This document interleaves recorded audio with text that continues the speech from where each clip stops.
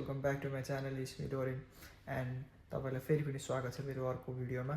र आजको टपिक के हो भनेर आफैले हजुरले थाहा पाइसक्नुभयो होला। चाहिँ यस, आज चाहिँ म चाहिँ एमजीको सोरुमको चाहिँ भिजिट गराउनेवाला छु। भिजिट भन्दा पनि कस्तो भन्छ चाहिँ कसरी वर्क गर्छ, कुन कुन साइटमा के वर्क गर्छ भनेर मात्रै जस्ट देखाउनु खोजेको। बट भिडियो सो गर्नुभन्दा अगाडि चाहिँ मिठो कफी खाइदिउँ।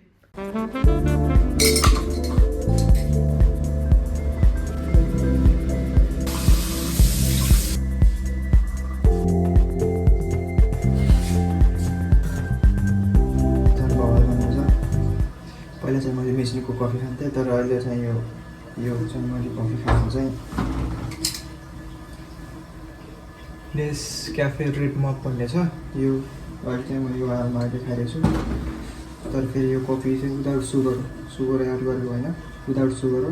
एड नगरेर खाँदाखेरि एकदम टेस्ट पाउँछ। तर फर्स्टमा खाने पर्सनलाई चाहिँ यो सुरुमा चाहिँ तितो जस्तो लाग्छ, तर पछि खाइसकेपछि जति दिँदो हो त्यति मलाई एडभान्टेज के हुन्छ, बिहान अलिकति टायर्ड फिल भए जस्तो, उठ्न मन नलागे जस्तो हुन्छ।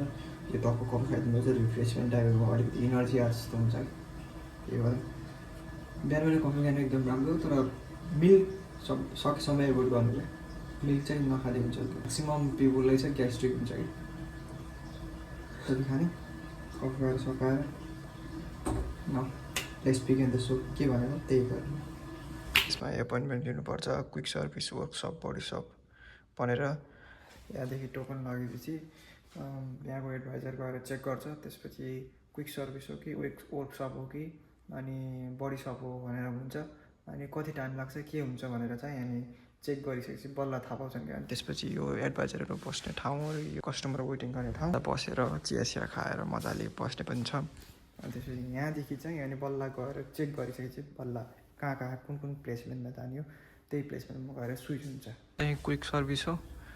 गाडीहरू इन्ट्री भइसकेपछि टोकन रिसिभ गरिसकेपछि चाहिँ क्विक सर्भिसमा आएर अगाडिको टाइप रोड छ। रोडमादेखि डाइरेक्ट यो गेटहरू खुले गर्छन्। मेकानिजम जस्तो के हुन्छ भने गाडीहरू लिएर छिटो मेन्टेनेन्स गरेर कसैको त सानो हुन्छ नि त, धेरै वेट गर्नु पर्दैन नि त। अनि एकछिन लिएर मेन्टेन गरेर निकालेर लैहाल्छन् क्या। अनि सबभन्दा फास्ट फरवर्ड भनेको यो हो। फ्रन्टमा पछाडि ब्याक साइडमा छ, ब्याक साइडदेखि अगाडि आएपछि चाहिँ रिसिभ आउँछ। देन पछि चाहिँ अनि बल्ल यतातिर स्विच गर्छन् क्या। अहिले चाहिँ एमजीहरूको RX-8हरूको छ। यो सबभन्दा मेन इम्पोर्टेन्ट रोल हो। गर्मी मौसममा एकदम गर्मी हुन्छ, यहाँ चाहिँ टेक्निसियन हुनलाई गाह्रो हुन्छ। त्यही भएर यो बोल टाइपको फ्यान छ क्या। त्यसपछि यसले चाहिँ अलिकति चिसो हावा दिने जस्तो गर्छ। अहिले फेरि 3टा गाडी सर्भिसिङमा छन्। This one is workshop site है। यो चाहिँ वर्कसप साइट हो।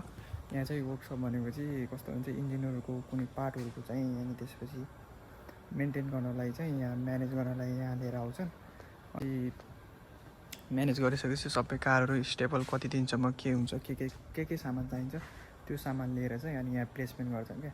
अनि यो वर्कसप भनेको चाहिँ जस्तै इन्जिनहरू अनि भित्र बडी पार्टहरू केहीहरू बिग्रेपछि चाहिँ अनि यहाँ लिएर चाहिँ प्लेसमेन्ट गरेर बनाएर अनि कति दिनसम्म बनिसकेपछि पछि बाहिर लिएर कस्टमरलाई कल गरेर बल्ल रिसिभ गर्छ। अनि दिस प्लेस इज ह्युज। धेरै गाडीहरू छन्, धेरैहरू दिनमा लगभग 40-50वटा एपोइन्टमेन्ट हुन्छ। त्यति आएर चाहिँ अनि सबैलाई म्यानेज गरेर एराउने हाई स्टाफहरू चाहिँ 100-200 जना धेरै छन्। टेक्निसियनहरू पनि एक्सपिरियन्स मान्छेहरू पनि छन्। अनि body shop, look at the car. यहाँ चाहिँ म्याक्सिमम गाडीहरू चाहिँ यहाँ यो चाहिँ बडी सप हो। बडी सप भनेको लाइक कस्तो हुन्छ भने चाहिँ डेन्टहरू स्क्रच भइसकेपछि चाहिँ बडी पेन्टिङहरू अनि त्यसपछि डेन्टिङहरू धेरै युज एक्सिडेन्ट भएको हुन्छ नि त, त्यसलाई चाहिँ मेन्टेन गर्नलाई चाहिँ यहाँ लिएर राख्छन्। अनि त्यसपछि सबै कुरा भइसकेपछि चाहिँ अनि बाहिर लगेर क्लियरेन्स गर्छन्। नत्र अब यस्तो कस्टमर डेलिभरी कार बिगोन टाइपको जस्तो यस्तो हुन्छ क्या। अनि यस्तोमा चाहिँ अनि स्क्रच भए चाहिँ यही मेन्टेन गर्ने हो क्या। अनि यो बडी सप भनेको यो हो। अनि वर्कसप भनेको पछाडि हो, मैले अगाडि देखाएको चाहिँ क्विक सर्भिस हो। यसमा धेरै कामहरू लाग्छन्, जस्तै अब यो फोडेको हुन्छ, यहाँ इन्जिनहरू निकालेको हुन्छ, अनि त्यहाँ भित्र गएर चाहिँ त्यो भित्र चाहिँ अनि स्क्यान गरेर यता पेन्टिङ जस्ट स्प्रेको पेन्टिङ पनि टाइपको जस्तो पनि गर्छ। इन्जिनहरू खोलेर यसरी बनाउँछन्, उताको इन्जिन पनि खोलेर गराउँछन्।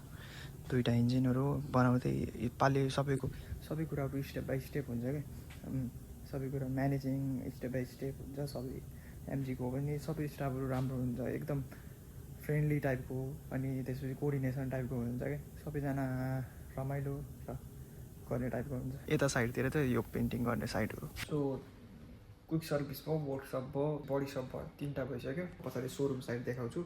सोरुम साइड चाहिँ यो भयो।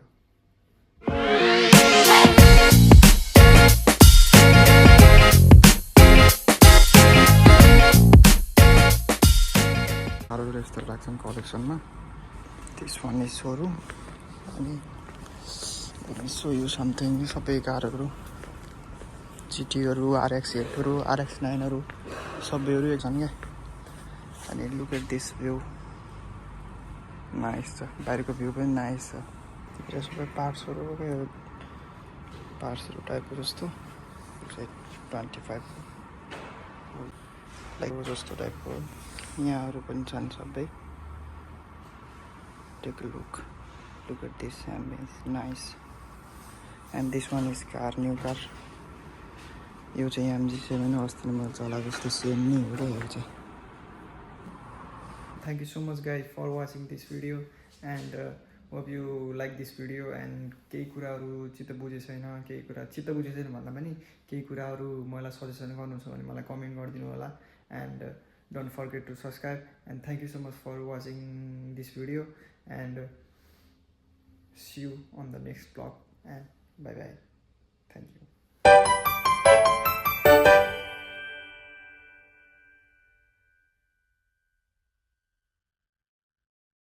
लास्ट यता यो सानो छ, खतराहरू छ क्या, सानो बच्चाले तर बुढो मान्छेले चलाएको थियो क्या गाडी।